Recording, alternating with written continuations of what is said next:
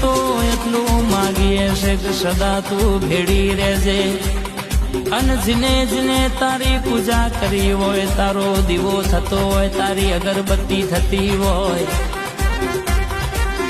એના ઘેર લીલી વાડી રાખજે. જગતમાં રૂપિયા વેચાતું બધું મલ, પણ તારું વેણ વેચાતું મલ નહીં.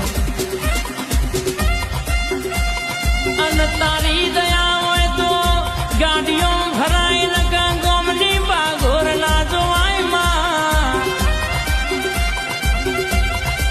તારી જ ના ઘેર નજર હોય, એના ઘેર દુશ્મન ગમે એટલો કાવેતરો કરે તોય કોઈ ફેર ના પડામાં.